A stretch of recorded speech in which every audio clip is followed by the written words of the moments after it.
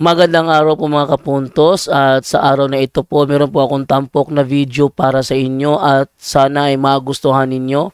Kaya sa mga bago pa po sa aming channel, please po don't forget to hit the subscribe button at ang notification bell para maging notified kayo sa bawat video na ilalabas ko sa channel na ito. At bilang kahilingan po ng punto por punto team at naway maintindihan po ninyo, sana po wag nyo pong i-skip yung mga ads sa aming mga video. Sa maliit na bagay na po na yan, malaking tulong po yan sa ating programa at sa ating ministry. Sana po maunawaan po ninyo. Maraming salamat po, kaya wag na po natin patagalin. Simulan na po natin.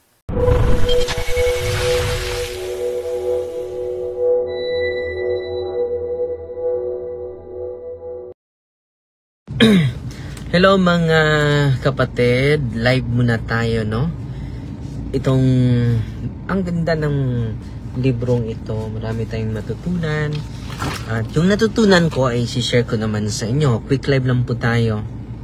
Ito po, what people think of you is none of your business. Ulitin ko ha, pinaka-importante po ito dahil marami sa atin ay na-stress, na-worry dahil sa nag-rely tayo nag-rely tayo sa perception ng iba. Well, in fact, it is none of your business. You're not responsible for people's thoughts. Totoo naman ito. Hindi natin makontrol yung pag-iisip ng mga tao sa ating paligid. So, it is none of our business. In fact, what people think of you is none of your business. Your job is to express your personality the best way you can. So as long as binigay natin yung sarili natin, yan ang responsibility natin. Ano yung area of responsibility natin? Binigay natin ang lahat, no? Binigay natin yung ating lakas, no? Yan ang ating area of responsibility. While having, take note while having the purest intent possible, the purest motivation, the purest intent as possible, kailangan din na pure din yung intention natin, hindi pang sarili, no? Pure din motivation natin, pure din yung intention natin, hindi para sa atin lang, no? Then people may or may not like you, either way is fine. Kung merong mga tao na hindi ka magustuhan, fine. Fine lang po, no? Pagsasalita ka sa katotohanan, hindi naman lahat magugustuhan. Hindi naman lahat maka-appreciate, mga kapatid. Remember, the most influential people, such as presidents and statesmen and women, are often hated by millions. So marami, million din ang nagagalit. So hindi tayo mag-rely sa perception ng iba as long as we grounded on truth. Yung ginagawa natin grounded on truth, not on half-truth, mga kapatid. Because half-truth is a whole lie. Ano? Half-truth is a whole lie. Ang ganda.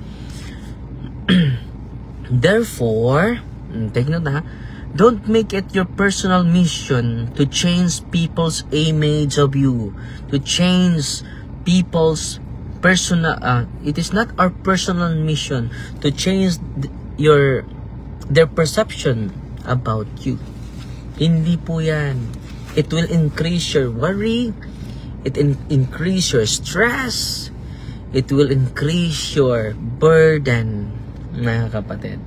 Okay? Ang ganda, no? At sana po ay na-inspire po kayo ngayon. Patuloy pa tayo, ha? Dahil nandito na tayo sa office, mga kapatid. Galing tayo sa Cebu for good governance. Ang ganda po. Dahil minsan yung programa sa simbahan is during election lang. Pero yung Dilaab Foundation, headed by Father Carmelo Jola, ang ganda po. meron pong preparation before, during, and after election. Anong ginagawa ng simbahan? Tapos madalas, during election lang tayo nag-iingay. No? What about after election, mga kapatid? Okay? So ngayon, ginagawa na natin yan. Yung sinasabi ni Father, no? Accompaniment with the politicians, kinakailangan po yan dahil pari po tayo, hindi po tayo politiko, at nag-enjoy naman tayo sa pagkapari natin. Okay? Patuloy tayo. So, our personal mission is not to change their perception to us. No? Hindi po yan yung mission natin. We cannot change the perception, the self-image of the people, people's image of you, yung kanilang nakikita sa atin. People are entitled to their beliefs and values. Entitled po tayo bawat isa. So they have the right to dislike us. Therefore, they have the right to dislike us. Don't please anyone, don't please everybody, don't please all of them. Because they have the right to dislike me. Diba? Kung hindi mo ako nagustuhan dahil nagsasalita ako sa katotohanan, it's fine. Diba? Bakit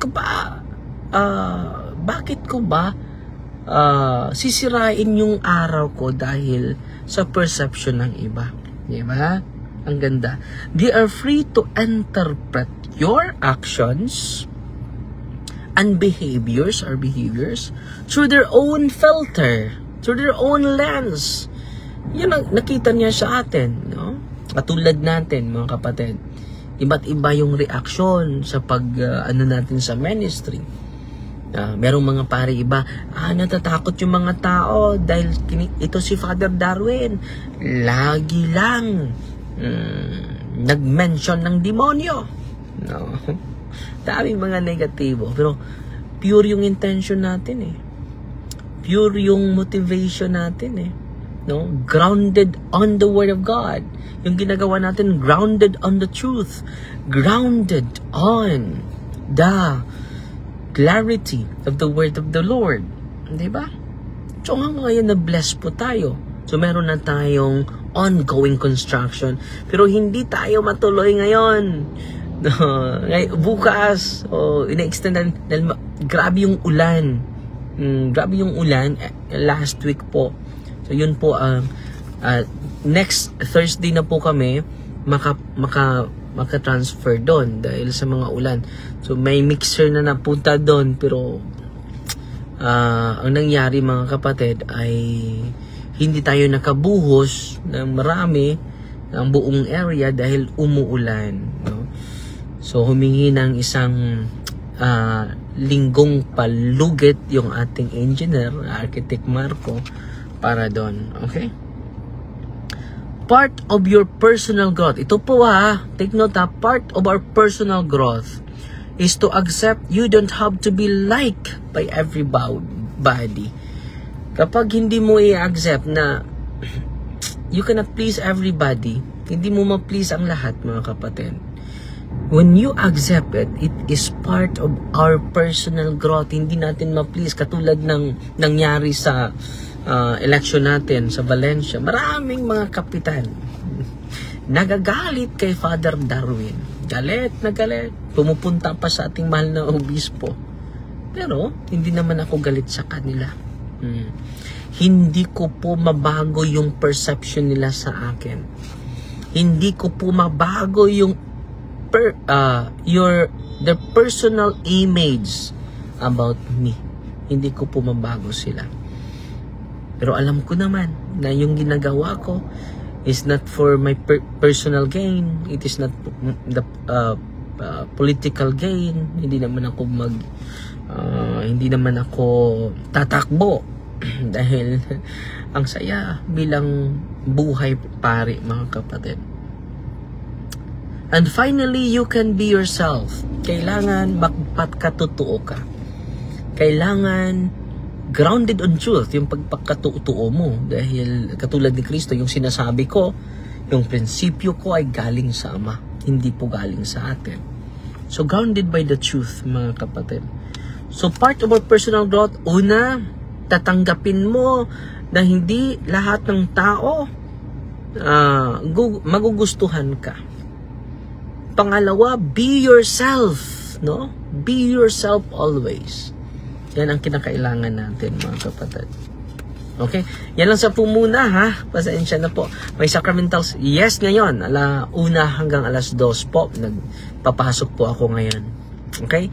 So, marami tayong schedule ngayon. May misa ako, and then mamaya naman, may misa na naman ako na wake mass sa mga patay. So, salamat po. At salamat din sa nagpadala. Nakabayad na po tayo ng 89,000 pesos, 800 sa mga seminarian. Pasensya na po kayo, maabot po tayo ng 20 seminarians ngayon. It is a good news kahit malaki yung ibabayad natin. So umaabot, at then nagkapadala na din tayo. Salamat po, 26,000 ni Father Albert Aldea para sa Catholic School doon, St. Teresa, Diocese of San Carlos po. Father Albert Aldea, kasamaan ko na exorcist. At bukas din magbibigay na tayo ng allowances sa mga kapatid natin na mga evangelizers na nagfo-focus na sa evangelization. 20,000 every week po. Salamat po. Salamat po. At next June 28 po ang sports and evangelization natin sa Manga District po. Kita-kita po tayo doon sa Manga District with the new parish priest, Father Richard Pongase.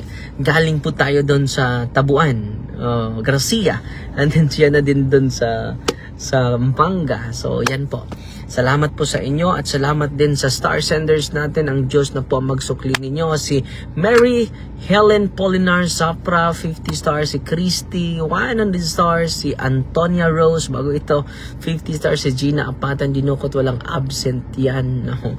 So maraming salamat, at mag-live ako sa toko sa inyo. Ang dami kong nabasa ngayon. Ito yung isi-share ko sa inyo. Mamaya, nasaan ba yun? Ito ba yun? Ang ganda ng nabasa ko kanina, mga kapatid. Ito po. So may isi-share po ako mamaya po. At may nag-additional star senders natin, si Christina naman. 50 stars, and then 50 stars. Thanks for the advice last May 30, Padre. Nakatalk na jud ko nimo in person katong schoolmate nimo. Ay, salamat. Schoolmate na ita. No. Salamat kayo, Christy. Si Ate Lali, Lolot. Salamat, Ate Lolot, sa imong gihatag ng libro. Atong ganahan pa mong hatag libro ka ng mga inspirational books. Ganahan kayo mabasa na para ma-share na to inyo. Okay? Fighting Maria, that accept thee with a humble heart. In the name of the Father, of the Son, and of the Holy Spirit. Amen. Our Father, who art in heaven, hallowed be the name, the kingdom come, the will be done on earth as it is in heaven. Give us this day our daily bread, and forgive us our trespasses, as we forgive those who trespass against us.